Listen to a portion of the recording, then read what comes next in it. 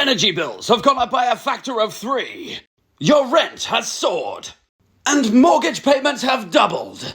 It's a cost of living crisis. And what is the Bank of England's strategy? Well, you know what we should do? We should make mortgages and thereby rents more expensive again. That's right, guys. Definition of insanity be damned. Yesterday, your least favourite bank's least favourite bank decided to raise interest rates for the 11th consecutive time. What does that mean for the shop floor? Well, your one-bed flat that you were paying £500 a month for last year is now going to cost you £1,070 every month. Do you get anything extra for that money? No.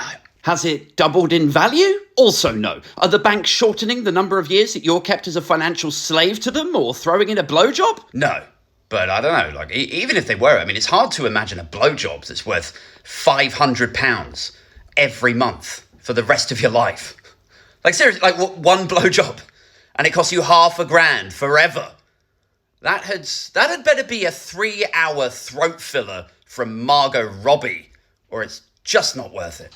Of course, this is just the latest weirdly misguided attempt to battle inflation. Because remember, right, domestic British inflation, that is coming almost directly from wholesale gas markets. That is a global thing. The reason it hits us domestically, and we've got the highest energy bills in the world, is a lack of storage and a lack of alternatives. And because every business is so reliant on energy, they pass those hiked up costs to you and me in the form of the price of our health snacks. Or vitamin tablets, or salad, or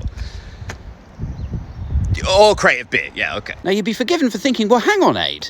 If price rises are coming ostensibly from the international gas market, how would inflation come down by making domestic mortgages more expensive? And the answer to that is, well, why in fucking deed? A Norwegian tanker of natural gas is going to cost €1 million no matter what your Barclays deal goes to. Like, imagine a group of needy and bleedy meth addicts crowding around and begging the dealer for a hit. And you go up to the dealer and you're like, yeah, could you bring the cost down? Because I'm having a hard time at the moment. The drug dealer's going to go, why? Why the fuck would I do that? I've got no shortage of demand over here. All these fucking desperate meth addicts begging him for the product. And you're like, shit, I had to pay full whack. Anyway, then you go home and then your roommate is like, look, I see you're having a hard time of it and God help me, I'm a problem solver, so I want to help. You're like, oh my God, really? You can help me? Oh, amazing, how?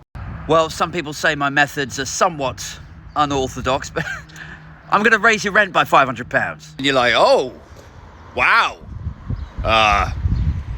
Thanks? Because the Bank of England is supposed to focus on inflationary pressures from within the UK, not globally. So that would traditionally mean, like, when the general population have too much money, when there's an earnings boom, when there's wage growth. But have you seen any wage growth over the last decade?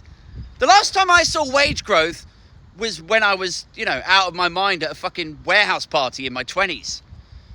And even then, I'm not sure I really saw it. Was it real? Like, fuck your wage growth and earnings booms. Most of us are drowning in a cost of living crisis. The prices aren't soaring because people have too much money. But it's like between our government and our central bank, they can't even bring themselves to consider any other approach to this. It's like, can we have a meaningful price cap? No. Can we have a windfall tax? No. Can we consider nationalising some of the essential utilities? I can't quite bring myself to... Excuse me. What is it? Yeah, I mean, like, actually, the reason we got all this inflation is because, like, COVID. It's furlough, like the magic money, yeah. Right. Okay, so gas bills are expensive now, not because of the international gas markets, but because we printed a load of magic money and that devalued the currency, and so now international gas is more expensive for us at home, even though the pound sterling is worth the same now as it was the summer before the pandemic.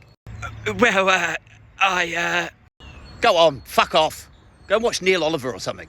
Oh, is he on then, is he? Yeah, best be on me way.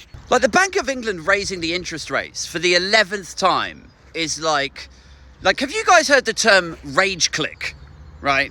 On websites and shit. Like, it's basically when you scroll down a web page and you look at the product that you want, right? And then you click on buy or choose or whatever, and then it doesn't do anything.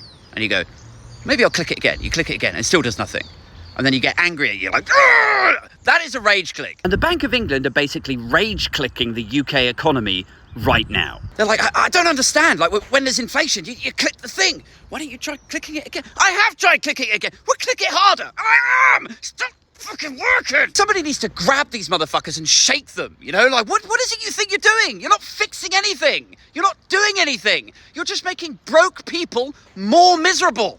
Is that what you think we need in Britain right now, is more misery? Really? You think melancholy is on furlough? Like, here's a question for the economists out there, because who the fuck am I, right? But if the British economy's in the toilet, if food and petrol and gas prices are soaring, If we're tiptoe dancing on the cliff edge of an explosion of homelessness, which we are, by the way, people's rents and mortgages are going up so high, they've got no choice but to either move back in with their parents like 50 miles away and resign from their jobs and live off the state, or they can buy a tent or live in their car. Like, fuck your sort of Meghan stories and does God have pronouns and the trans debate and all. Like, this is what's happening out there, right? In fact, is this the reason that so many people are so obsessed with who gets to go into public toilets?